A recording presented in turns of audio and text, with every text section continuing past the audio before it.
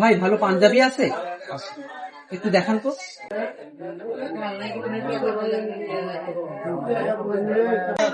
ভাই এগুলোর দাম কত? এগুলা মূলত দাম পড়বে আপনার 1500 থেকে 2000 আছে, 2500 আছে, 3000 সব রকম হয়ে যাবে। না ভাই, পাঞ্জাবিটার যে দাম বলছে অত টাকা তো কাছে নেই। আচ্ছা ভাই, আপনি এগুলো রাখেন, আমি পরে এসে নিয়ে যাব।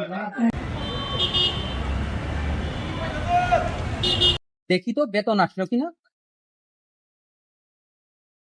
সজীব, তুই বাইরে দাঁড়া, আমি বুথ থেকে বেতনটা তুলে নিয়ে আসছি। ভাই কত টাকা দিলে? 10,000। ভাই যে পাঞ্জাবিটা দেখে আসছেন তাহলে এটা নিয়ে আসি। এখন বড় হয়ে গেছি রে ভাই, এখন পুরাতন পাঞ্জাবিতে ঈদ হয়েছে। চল যাওয়া যাক। রমজান মাস চলছে, সামনে ঈদ। মাত্র 10,000 টাকা দিয়ে কোনটা করব কোনটা করব না বুঝতে পারছি না। বোনের ফর্ম ফিল আপ, মায়ের শাড়ি, ভাই বোনের ঈদ শপিং, বাড়ির বাজার সবই তো বাকি।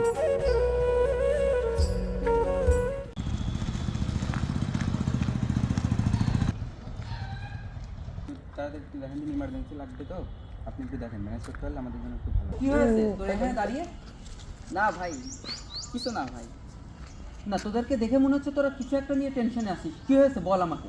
ভাই ওর মা সিঁড়িতে পড়ে যায়, মাথা ফেটে গিয়েছে, হসপিটালে ভর্তি করেছি, নেগেটিভ রক্ত লাগবে, আর ডাক্তার বলেছে ইমার্জেন্সি 10,000 টাকা প্রয়োজন। সুফিয়ান, টাকার ব্যবস্থা হয়েছে?